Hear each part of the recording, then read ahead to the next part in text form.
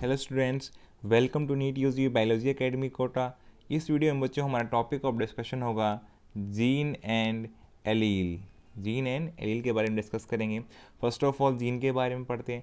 बच्चों यहाँ पे जीन की डेफिनेशन गिवन है, इसको देखते हैं। ईच जीन में exist in alternative forms known as alleles. उस अल्टरनेटिव फॉर्म को हम क्या बोलते हैं बच्चों? एलील बोलते हैं। सबसे पहले बच्चों हम अल्टरनेटिव को समझ लेते हैं। देखो अल्टरनेटिव जैसे हमारे एग्जांपल लेते हैं हम, ए पेयर ऑफ आइज़। हमारे बॉडी के अंदर दो आइज़ हैं, एक लेफ्ट आई एक राइट आई। लेफ्ट आई के लिए alternative right I, right I के लिए अल्टरनेटिव लेफ्ट आई। मतलब दोनों जो हैं लेफ्ट और राइट आई एक दूसरे के हैं अल्टरनेटिव हैं। तो इसलिए जैसे हमारी बॉडी में पेयर ऑफ आई है और ये अल्टरनेटिव फॉर्म होगी एक दूसरे की, वैसे ही बच्चों जीन भी जो है अल्टरनेटिव फॉर्म्स में एग्जिस्ट करती है। और जिसके अल्टरनेटिव फॉर्म्स होती हैं बच्चों उसको हम बोलते हैं एलील, उसको हम बोलते हैं एलील। ये बात आपको समझ में आ गई होगी। तो इसलिए हमेशा जीन किस में एग्जिस्ट करेगी बच्चों? पेयर की फॉर्म में। कैसी मिलेगी आपको? पेयर की फॉर्म में। और एलील्स का फंक्शन क्या है? विच code for different versions of a particular inherited character. देखो बच्चों आपको पता है करेक्टर क्या होते हैं? इनहेरिट होते हैं पेरेंट्स से ऑफस्प्रिंग के अंदर। इसीलिए वहाँ पे जो इनहेरिटेंस होता है उसकी वजह से बच्चों उस करेक्टर की कुछ रूप या फॉर्म या वर्जन आपको दिखाई देता है। तो इसलिए ऑफस्प्रिंग में जो करेक्टर आता है बच्चों, उसकी जो फॉर्म दिखाई देती है वो पेरेंट से ही इनहेरिट होकर के आती है और उसका वर्जन पेरेंट्स से डिफर भी कर सकता है। तो इसलिए ये डिपेंड करेगा कि बच्चों वहाँ पे कम्बिनेशन ऑफ एलील कैसा आया है, जो पेरेंट्स है उनसे जीन ट्रांसफ़र हुई है वो किस तरह की एलील ट्रांसफ़र हुई है और उसके बाद में क्या कम्बिनेशन बना, तो ये डिसाइड करेगा कि वहाँ पे कैरेक्टर का कौन सा वर्जन ऑफस्प्रिंग्स में दिखाई देगा। तो इसलिए आपको समझ में आ गया कि यहाँ पे जीन क्या है, कैरेक्टर्स को कंट्रोल करती है और उसकी जो फॉर्म दिखाई देती है कैरेक्टर की वो एलील्स के कम्बिनेशन पे डिपेंड करती है। अब देखो बच्चों इसको रिप्रेजेंट कैसे करते हैं, रिप्रेजेंटेशन देखिएगा आप जीन का।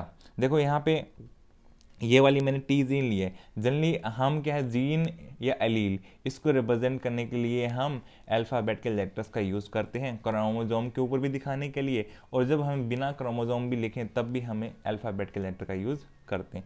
जैसे यहाँ पे बच्चों मैंने टी जीन दिखाई है, ये वाली टी जीन देखो, इस टी जीन की यहाँ पे अल्टरनेटिव फॉर्म ये वाली होगी, ठीक है। और इस वाली की अल्टरनेटिव फॉर्म जो है राइट वाली के लिए लेफ्ट वाली अल्टरनेटिव होगी। दोनों क्या है बच्चों? अल्टरनेटिव फॉर्म्स में एग्जिस्ट कर रही हैं, इसलिए इसको हम टी जीन बोलेंगे। और ये जो अल्टरनेटिव फॉर्म है इसको हम एलील्स बोल देंगे। और यहाँ पे एलील्स देखो डिफरेंट हैं तो कोई दिक्कत नहीं है, तो भी इसको हम टी जीन ही बोलेंगे। यहाँ पे देखो एक और एग्जांपल है बच्चों, यहाँ पे देखो इसके अंदर ये वाली के लिए अल्टरनेटिव ये वाली हो जाएगी, मतलब राइट साइड वाली, राइट के लिए लेफ्ट साइड वाले क्रोमोसोम के ऊपर जो वहाँ पे एलील है वो अल्टरनेटिव हो जाएगी। और ये क्या है बच्चों? फिर से एक टी जीन है, ये भी क्या है? टी जीन ही बोलेंगे इसे भी। मगर यहाँ पे देखो एलील्स की फॉर्म हो सकता है अलग भी हो और यहाँ पे सेम भी हो, तो यहाँ पे फॉर्म्स देखिए आप, सेम फॉर्म है एलील्स की, तो इसलिए बच्चों ये भी क्या होगी? टी जीन का एग्जांपल होगी। ये वाली देखो आप, इसके लिए अल्टरनेटिव कौन सी हो जाएगी? राइट साइड वाली, और राइट साइड वाले क्रोमोसोम के लिए लेफ्ट साइड में जो प्रेजेंट है वो हो जाएगी। तो ये भी क्या है बच्चों? टी जीन का एग्जाम्पल है। ये भी किसका है?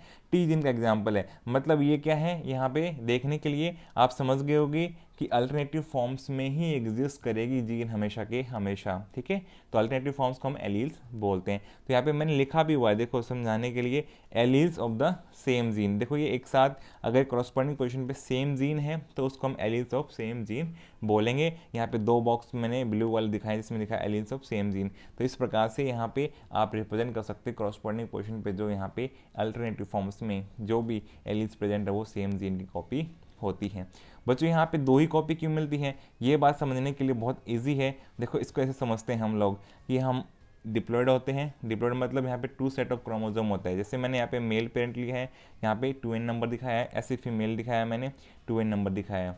अब आप समझिएगा इस बात को। देखो मेल में क्या होता है, 22 पेयर ऑटोसोम होते हैं और एक सेक्स क्रोमोसोम होता है जो कि 23rd पेयर है।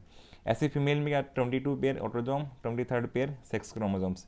यहाँ पे फीमेल में सेम होते हैं एक्स एक्स, मेल में एक्स और वाई होते हैं। तो इसलिए यहाँ पे जब बच्चों गैमेट बनेंगे, गैमेट कब बनते हैं, जब सेल डिवीजन में म्यूसिस होता है तब गैमेट बनते हैं। तो यहाँ पे क्रोमोसोम नंबर हाफ हो जाता है, मतलब 2n से n हो जाएगा। तो गैमेट में क्या होगा बच्चों, जितनी भी एलील्स होंगी यहाँ पे क्या होंगी, अगर पेयर में थी तो उनकी एक एक कॉपी एक गैमेट में जाएगी। क्या होगा, नॉर्मल कंडीशन में एक एक कॉपी एक गैमेट में जाएगी। तो दोनों क्या हो जाएंगे बच्चों, सेपरेट हो जाएंगे। जो अभी तक साथ में थी 2n की फॉर्म में, अब nn की फॉर्म में वो ट्रांसफर होंगी। ऐसा ही फीमेल में होगा बच्चों, यहाँ पे ऐसा ही फीमेल में होगा। मेल में बस डिफरेंस का आएगा, एक्स और वाई के बीच में डिफरेंस आ सकता है, वहाँ पे जो जीन्स है वो अलग अलग हो सकती है। अदरवाइज बाकी जो हर एक जीन जिसकी 2 कॉपी थी, अब वो एक कॉपी एक गैमेट में चली जाएगी। फीमेल में बिल्कुल एग्जैक्टली सेम गैमेट बनेंगे, क्योंकि वहाँ पे तो 23rd पेयर भी है, वो भी एक्स एक्स है। ठीक है, अब देखो यहाँ पे बच्चों फिर से क्या होगा, ये एलील्स आ गई हैं, अब एक सिंगल एलील आ गई है गैमेट के अंदर, हैप्लॉइड कंटेंट हो गया सबके अंदर। अब वापस से बच्चों क्या होगा, ये रिस्टोर होगा। रिस्टोर होगा कैसे होगा, फर्टिलाइजेशन होगा। फर्टिलाइजेशन होगा तो फिर से क्या बन जाएगा बच्चों, 2n नंबर, मतलब कोई भी एक मेल गैमेट आएगा, कोई भी एक फीमेल, और फ्यूज होंगे, वापस से क्या हो जाएगा बच्चों, जो एलील्स अब अलग अलग हो गई थी वापस से पेयर की फॉर्म में आ जाएंगे। एलील किस फॉर्म में आ जाएंगे बच्चों, पेयर की फॉर्म में आ जाएंगी। किस फॉर्म में आ जाएंगे बच्चों, हमेशा एलील किस फॉर्म में एग्जिस्ट करेंगे, पेयर की फॉर्म में। तो इसीलिए मैंने यहाँ पे लिखा भी हुआ, देखो अगर आप देखोगे यहाँ पे ए पेयर ऑफ एलील, यहाँ पे जीन किसको बोलते हैं हम, पेयर ऑफ एलील। इसलिए बच्चों जो जीन एलील की फॉर्म में सेपरेट हो गई थी, अब वापस से क्या हो गई, वो पेयर की फॉर्म में आ गई। तो पेयर ऑफ एलील को ही हम जीन कहते हैं। तो इसलिए बच्चों डिप्लॉयड ऑर्गेनिज्म में हैप्लॉइड कंटेंट बनने के बाद वापस से रिस्टोर हो जाता है। अब देखिएगा यहाँ पे कुछ और, यहाँ पे मैंने दिखाई से जीन बी दिखाई है, आप समझ जाओ ये भी क्या एक दूसरे की अल्टरनेटिव फॉर्म है बच्चों। ये सेम भी हो सकती है, डिफरेंट भी हो सकती है, मगर है तो ये बी जीन ही। ये क्या है, बी जीन। ऐसे मैंने डी जीन दिखाई है बच्चों, डी जीन भी क्या है, ये अल्टरनेटिव फॉर्म्स है। तो ये कौन सी एग्जाम्पल हो गया, ये डी जीन का एग्जाम्पल हो गया। ये मैंने ई जीन दिखाई है बच्चों, ये ई जीन का एग्जाम्पल हो गया। ये बात समझ में आ गई आपको। सिमिलरली बच्चों यहाँ पे देखो मैंने एच जीन दिखाई है, तो ये भी किसका एग्जाम्पल हो गया, ये एच जीन का एग्जाम्पल। इस प्रकार से आप रिप्रेजेंट कर सकते हो। अब एलील्स के बारे में पढ़ते हैं बच्चों, एलील्स की डेफिनेशन क्या है उसके बारे में हम डिस्कस करते हैं। एलील कैसे डिफाइन करते हैं, we may also define alleles as genes occupying corresponding positions on homologous chromosomes, on homologous chromosomes. बच्चों कॉरेस्पॉन्डिंग पोजीशन का मतलब पता है, कॉरेस्पॉन्डिंग का मतलब क्या है ये समझ लो पहले। कॉरेस्पॉन्डिंग का मतलब होता है इक्विवेलेंट इन कैरेक्टर, फॉर्म और फंक्शन, मतलब जो इक्विवेलेंट होते हैं उन्हीं को हम वहाँ पे कंपेयर कर सकते हैं। तो इसलिए कॉरेस्पॉन्डिंग पोजीशन पे जो आगे तो वो इक्विवेलेंट होंगे तभी वो कॉरेस्पॉन्डिंग पोजीशन पे आएंगे। अगर वो अलग अलग हो गए तो फिर तो बच्चों वो सेम नहीं हुए, फिर कॉरेस्पॉन्डिंग नहीं हुए वो, ठीक है, इक्विवेलेंट नहीं हुए। तो इसलिए कॉरेस्पॉन्डिंग पोजीशन पे जो भी जीन आएगी बच्चों और होमोलॉगस क्रोमोसोम पे प्रेजेंट होगी, तो होमोलॉगस तो वैसे ही बच्चों वो क्रोमोसोम होते हैं जिनके ऊपर सेम जीन प्रेजेंट होती है, कॉरेस्पॉन्डिंग पोजीशन, उन्हें ही हम बोलते हैं होमोलॉगस क्रोमोसोम। इसकी डेफिनेशन आगे गिवन है वही बता दूंगा मैं आपको, ठीक है। जैसे कि यहाँ पे कॉरेस्पॉन्डिंग पोजीशन को समझने के लिए बच्चों आप देख सकते हो, बी के सामने देखो बी वाली जीन आ गई है, तो यहाँ पे देखो जैसे मैंने इस एग्जांपल में दिखा देता हूँ मैं आपको, बी के सामने कॉरेस्पॉन्डिंग पोजीशन में बी जीन ही आई है, ठीक है। यहाँ पे भी देखो बी के सामने बी जीन ही आई है बच्चों। यहाँ पे देखो डी के सामने डी जीन के सामने डी जीन ही आई है, फिर से डी जीन के सामने फिर से डी जीन आई है बच्चों, ठीक है। कॉरेस्पॉन्डिंग पोजीशन पे सेम जीन आ रही है, इसी को हम बोलेंगे एलील्स। इनको क्या बोलेंगे बच्चों, alleles of the same gene. अब देखो मगर यहाँ पे अगर हम सेम क्रोमोसोम पे देखते हैं बच्चों, जैसे यहाँ पे देखते हैं बी और डी सेम क्रोमोसोम के ऊपर, ये क्या हो जाएंगी, एलील्स ऑफ डिफरेंट जीन। क्या हो जाएंगे बच्चों, ये एलील्स ऑफ डिफरेंट जीन। ऐसे ये वाली बच्चों इधर भी देखो आप बी और डी सेम क्रोमोसोम के ऊपर, ये क्या हो जाएंगे, alleles of different gene. Corresponding position पे ही आपको होमोलॉगस क्रोमोसोम पे सेम जीन मिलेगी। अगर आप सेम क्रोमोसोम पे देखोगे तो वहाँ पे एलील्स ऑफ डिफरेंट जीन आपको देखने को मिलेंगी बच्चों। यहाँ पे देखो एग्जांपल और भी ले सकते हो, ई के सामने देखो ई जीन ही आई है, ई के सामने ई जीन आई है, तो ये भी क्या होगी, ई जीन का एग्जांपल होगी बच्चों। यहाँ पे भी देखो आप एच के सामने एच जीन आई है, एच के सामने एच जीन आई है, तो कॉरेस्पॉन्डिंग पोजीशन पे सेम है, तो ये क्या होगी, एलील्स ऑफ सेम जीन। अब देखो नेक्स्ट पॉइंट क्या है इसके बारे में, एलील्स क्या होती है, ठीक है, जो कॉरेस्पॉन्डिंग पोजीशन पे जीन आती है उसी को हम एलील्स बोलते हैं। And controlling the same characteristic, और ये जो एलील्स हैं बच्चों कॉरेस्पॉन्डिंग पोजीशन पे ये सेम कैरेक्टरिस्टिक को कंट्रोल कर रही हैं। ये जो यहाँ पे जीन प्रेजेंट है वो सेम कैरेक्टर को ही कंट्रोल करेगी। देखो जैसे कि मैं एग्जांपल यहाँ पे लिया है height of A plant, height of A plant, कोई भी एग्जांपल ले सकते हो आप, इजी है, ठीक है। तो हाइड्रो प्लांट मान लिया, बट प्रोड्यूसिंग यहाँ पे देखो, बट प्रोड्यूसिंग डिफरेंट इफेक्ट्स। इसमें क्या होगा इंपॉर्टेंट बच्चों, कि डिफरेंट इफेक्ट प्रोड्यूस कर सकती हैं, मतलब इनके क्या हो सकता है, वेरिएशन आ सकती है जो इफेक्ट प्रोड्यूस कर। उसमें कैसे, जैसे कि हाइट में टॉल हो सकते हैं कुछ और कुछ क्या हो सकते हैं शॉर्ट या ड्वार्फ। ये डिपेंड करेगा कि वहाँ पे कम्बिनेशन ऑफ एलील कैसा आ रहा है, कम्बिनेशन ऑफ एलील पे डिपेंड करेगा। ये किस पे डिपेंड करेगा बच्चों, कम्बिनेशन ऑफ एलील पे, जो कि हम पहले भी डिस्कस कर चुके हैं कि इनहेरिटेंस होता है तो वहाँ पे एलील का जो कम्बिनेशन आता है पेरेंट्स से ऑफस्प्रिंग में, उसी की वजह से वहाँ पे जो वर्जन या उसकी करेक्टर या उसका जो इफेक्ट जो है वो कैसा दिखाई देता है, ये डिपेंड करेगा कि उसकी कम्बिनेशन ऑफ एलील कैसी है। ठीक है, तो एलील भी क्या होती है, कंट्रोल करती है उसकी इफेक्ट्स को। ठीक है, अब नेक्स्ट पॉइंट बच्चों बचता है हमारा होमोलॉगस क्रोमोसोम हम किसे बोलते हैं। तो इसीलिए होमोलॉगस क्रोमोसोम को डिफाइन करने के लिए हमने यहाँ पे सिंपल डेफिनेशन बताई है, जो कि बोर्ड के एग्जाम के पॉइंट ऑफ व्यू से, नीट के एग्जाम पॉइंट ऑफ व्यू दोनों से इंपॉर्टेंट है।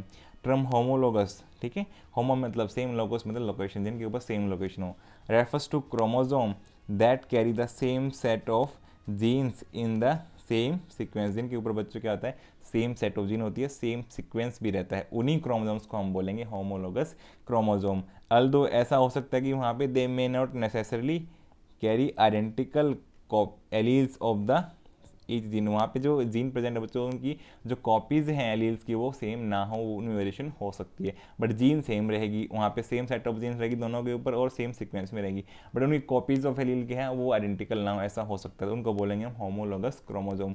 तो बच्चों मैंने बताया भी था पहले आपको, अब ध्यान से देखो यहाँ पे सारी जीन्स क्या, जैसे टी थी, टी जीन के बारे में बात हुई तो टी के सामने टी जीन करस्पॉन्डिंग पोजीशन पे, बी के सामने बी जीन और डी के सामने डी और ई के सामने ई, एच के सामने एच, ये क्या होगी बच्चों, इनके ऊपर देखो सेम सेट ऑफ जीन्स है, सेम सीक्वेंस में है, इसलिए इन क्रोमोसोम्स को हम बोलेंगे बच्चों होमोलॉगस क्रोमोसोम। ऐसे क्रोमोसोम्स क्या कहलाते हैं, होमोलॉगस।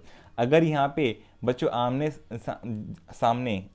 सामने अगर मतलब कॉरस्पॉन्डिंग पोजीशन बोल सकते हैं इसको, ठीक है इंग्लिश में, तो अगर वहाँ पे एलील्स डिफरेंट हैं तो उसको बोलेंगे नॉन होमोलॉगस क्रोमोसोम। क्या बोलेंगे बच्चों, नॉन होमोलॉगस क्रोमोसोम, इसलिए वहाँ पे सेम कॉपी होने पर ही आप होमोलॉगस क्रोमोसोम बताओगे, अदरवाइज वो क्या बन जाएंगे, अगर एक जीन भी अलग होगी तो वहाँ पे क्या बन जाएंगे, नॉन होमोलॉगस क्रोमोसोम। ठीक है, इसलिए वहाँ पे सेम कॉपी होने की वजह से ही आप होमोलॉगस बोलोगे। तो बच्चों यहाँ पे देखो ये वाला एग्जाम्पल भी किसका हो गया, ये भी होमोलॉगस क्रोमोसोम का एग्जाम्पल है, और ये वाला भी होमोलॉगस, यहाँ पे सेम जीन, ठीक है, सेम सीक्वेंस में प्रेजेंट हैं, बट यहाँ पे एलील्स की कॉपीज जो है आइडेंटिकल ना हो, ऐसा हो सकता है। ठीक है, ये कोई कंडीशन बिल्कुल जो है फुलफिल करे ऐसा ज़रूरी नहीं है। ठीक है, उम्मीद कर रहा हूँ बच्चों आपको जीन एलील के बारे में सब समझ में आया होगा। इसलिए सबसे पहले बच्चों अगर आपने चैनल सब्सक्राइब नहीं किया है, चैनल को सब्सक्राइब कर लो, वीडियो को लाइक करो, कमेंट करो। Thank you for watching video.